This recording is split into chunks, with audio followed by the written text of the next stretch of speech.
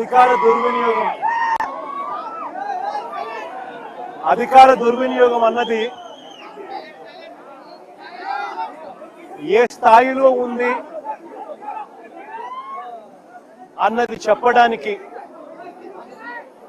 విరూపాక్షన్న ఉదాహరణే ఒక ప్రస్ఫుటమైన ఎగ్జాంపుల్ గా హిస్టరీలో ఎప్పటికీ నిలబడిపోతుంది. రెడ్ బుక్ రాజ్యాంగంతో వెన్నుపోటు పార్టీ పాలనలో ఆ వెన్నుపోటు పార్టీ నాయకుడు రచించిన కుట్ర రాజకీయాలు ఈరోజు మనం చూస్తా ఉన్నాం. విరూపాక్షన్న అరెస్టు, అన్యాయంగా ఆయనను జైలుకు పంపడం, ఈ రెండు కూడా రెడ్ బుక్ రాజ్యాంగం రాష్ట్రంలో ఎలా అమలవుతా ఉంది అని చెప్పి అర్థం పడతాయి. ఈ వెన్నుపోటు పార్టీ పాలనలో ఈరోజు రాష్ట్రంలో పరిస్థితి ఏమిటి అని అంటే బాధితులే ఇవాళ నిందితులు అవుతా ఉన్నారు. రాష్ట్రంలో ఇవాళ పరిస్థితి ఏమిటి అని అంటే దాడికి గురైన వారిపైనే కేసులు పెడతా ఉన్నారు. ఈరోజు రాష్ట్రంలో పరిస్థితులు ఏమిటి అని అంటే బాధితులకు ఎవరైనా అండగా నిలబడితే వారిని అరెస్ట్ చేస్తా ఉన్నారు. ఈరోజు రాష్ట్రంలో పరిస్థితులు ఏమిటి అని అంటే ఎవరైనా గట్టిగా ప్రశ్నిస్తే కేసులు, ఎవరైనా గట్టిగా నిలదీస్తే ఏకంగా నిలదీసిన వ్యక్తి ఇంట్లోకి జొరబడి తాను ఎమ్మెల్యే అయినా కూడా అర్ధరాత్రి పూట వందల మంది పోలీసులను తీసుకొని వచ్చి ఇంట్లోకి జొరబడి ఇల్లును ధ్వంసం చేసి మరీ అరెస్ట్ చేసి జైల్లో పెడతా ఉన్న పరిస్థితి ఈరోజు చూస్తా ఉన్నాం. నేను అడుగుతా ఉన్నా, ప్రజాస్వామ్యవాదులందరూ కూడా ఆలోచన చేయాలి. ఎలాంటి ప్రజాస్వామ్యంలో మనం బ్రతుకుతా ఉన్నాము?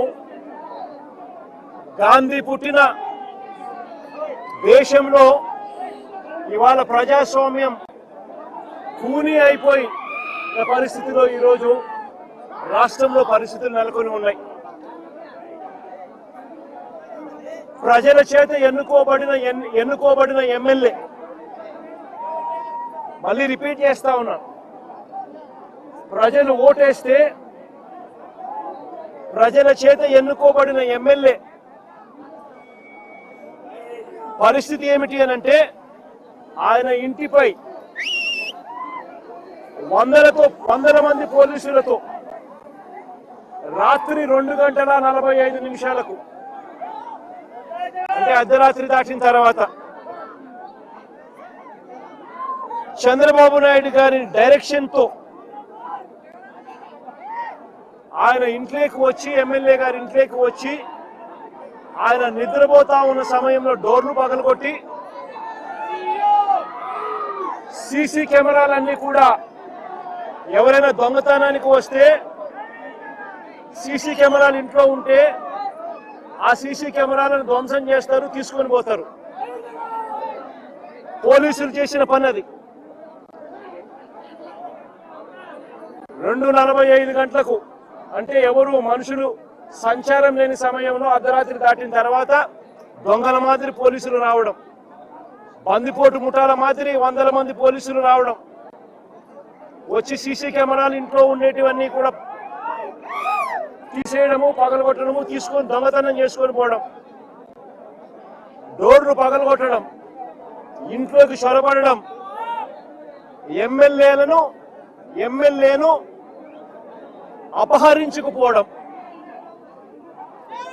నేను అడుగుతా ఉన్నా, ఎమ్మెల్యే ఏమైనా ఉగ్రవాదా అని? ఏం పగటిపూట నువ్వు నోటీస్ ఇస్తే ఎమ్మెల్యే రాడా? పగటిపూట మీరు ఏమైనా నోటీస్ ఇస్తే ఎమ్మెల్యే రాడా? ఇంట్లోనే పడుకొని ఉన్నాడు కదా. ప్రజాస్వామ్యంలో జరుగుతా ఉన్నది ఇది. ఇంకా ఆశ్చర్యం ఏమిటో తెలుసా, గంటల వ్యవధిలోనే టపా టపా టపా అని చెప్పి ఎమ్మెల్యే మీద 3 కేసులు పెట్టారు. ఒక కేసులో 34 మంది మీద, ఒక కేసులో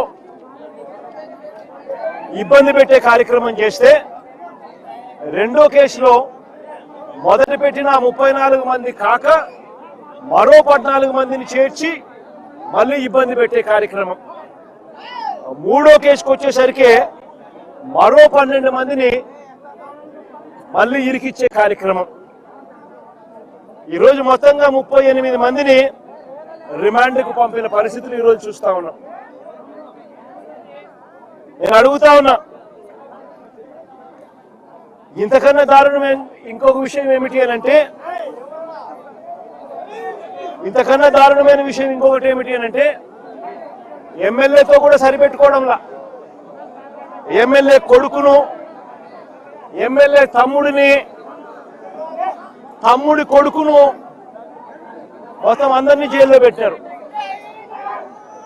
అంతేకాదు మరో తమ్ముడి కొడుకును ఇరికించే కార్యక్రమం చేశారు. ఇలా మొత్తం కుటుంబాన్ని మొత్తం టార్గెట్ చేస్తా ఉన్న పరిస్థితులు కనిపిస్తా ఉన్నాయి. నేను ఒకసారి కొన్ని వివరాలను చెప్తాను, క్లుప్తంగా వివరాలన్నీ. 6 నేరాలు ఎలా చేశారో చెప్తాను. 6 ఇన్స్టెన్సెస్ ఇదే కేసులో నేను సైట్ చేస్తాను. న్యాయం ధర్మం బతుకున్నాయా లేదా అన్నది ప్రజాస్వామ్యంలో ఉన్న ప్రతి ఒక్కరూ కూడా ఆలోచన చేయమని కోరుతా ఉన్నా.